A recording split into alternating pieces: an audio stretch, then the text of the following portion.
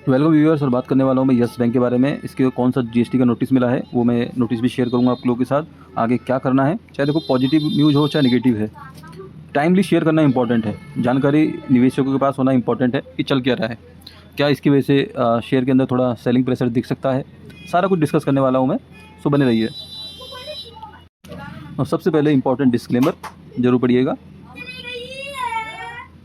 और बिना if but के मैं सीधे पॉइंट पे आता हूँ कि क्या नोटिस आया वो दिखाता हूँ आपको। 21 जून का देखिए आज ही का पत्राचार है NSE-BSE के साथ। इसमें साफ साफ लिखा है कि भाई इनको एक नोटिस मिला है 20 जून 2026 को, ठीक है। रिलेटेड है फाइनेंशियल ईयर 21-22 से, जहाँ पर कुछ इनको लाइबिलिटी वगैरह बताई गई है कि भाई इनको फंड वगैरह डिमांड मान लो कि देनी है 3 करोड़ समथिंग की, ठीक है।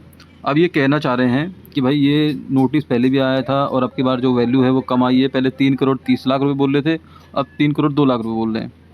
तो अल्टीमेटली इस जो मुझे समझ में आ रहा है, इसका मतलब इतना ही है कि अभी नोटिस क्लोज नहीं हुआ है, क्लोजर नहीं मिला है इसका। जो मुझे समझ में आ रहा है, डिमांड ऊपर नीचे हुई है लेकिन अभी भी क्लोजर नहीं है। और आगे क्या फर्दर आता है इसके ऊपर या नहीं वो देखा जाएगा, वो एक्सचेंज को बताएंगे, या जब ये अपना सबमिट करेंगे रिप्लाई वगैरह तब पता लगेगा, या ये डिमांड की पेमेंट करते हैं, देखते हैं क्या होता है। लेकिन अल्टीमेटली अभी मुझे क्लोजर नहीं दिख रहा है, ऑलरेडी डिमांड दिख रही है कि 3 करोड़ रुपये समथिंग को उनको पेमेंट करनी है जीएसटी डिपार्टमेंट को, एज पर द नोटिस जो ये कम्युनिकेट कर रहे हैं उसके अकॉर्डिंग।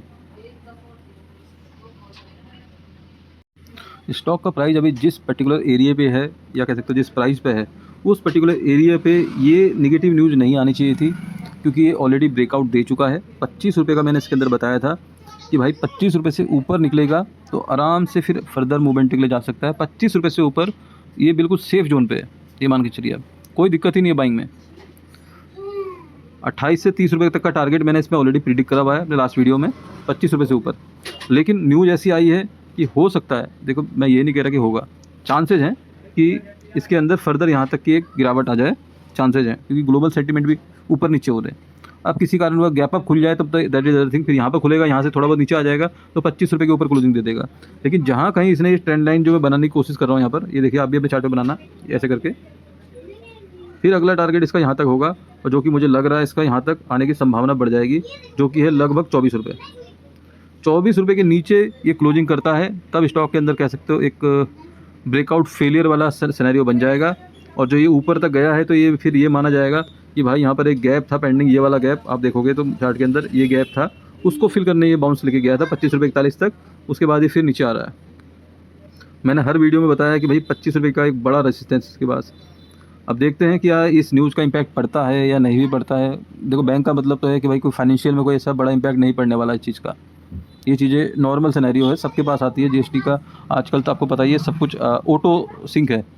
किसी ने जीएसटी इनवॉइस बनाया तो जिसके नाम पे बनाया उसके वहाँ दिखेगा, अगर उसने उसकी एंट्री करी सही ढंग से तो मैच हो जाएंगे, अगर थोड़ा सा मिसमैच हो जाए तो जीएसटी के नोटिस ऑटोमेटिक भी आ सकते हैं, ठीक है। तो आजकल ये मैकेनिज्म बन गया है जीएसटी में, क्योंकि अब सारा ऑनलाइन सिस्टम है। तो नोटिस आना कोई बड़ी बात नहीं है, जो बिज़नेस करता है भाई नोटिस उसी के पास आता है। लेकिन इम्पैक्ट क्या पड़ता है वो देखने वाली बात है। अगर खुलता ही 25 रुपये के नीचे है तब भाई आप समझ लेना कि थोड़ा सा ये डराने वाली स्थिति में है।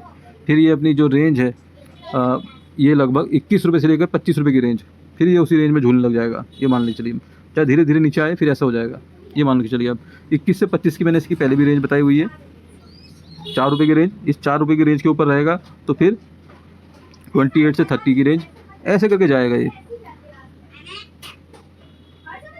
नो डाउट न्यूज़ नेगेटिव है, देखते हैं इम्पैक्ट क्या पड़ता है, गैप अप होता है गैप डाउन होता है। और साथ साथ आप हमारा यूट्यूब चैनल जरूर सब्सक्राइब करिएगा।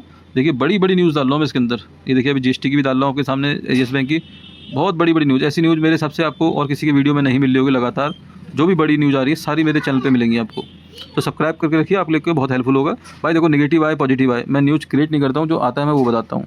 आपको ये ऐसा होगा कमेंट बोल के चले जाए भाई तुम गलत बता रहे हो, ये बता रहे हो। नो, मेरा कोई ऐसा नहीं है कि स्टॉक का प्राइस गिराना या उठाना या जाएगा या नहीं, जो आया है मैं वो बता रहा हूँ। मेरे हिसाब से लॉजिक समझ में आया होगा। बात समझ में आया तो वीडियो को लाइक भी जरूर करिएगा। Thank you very much.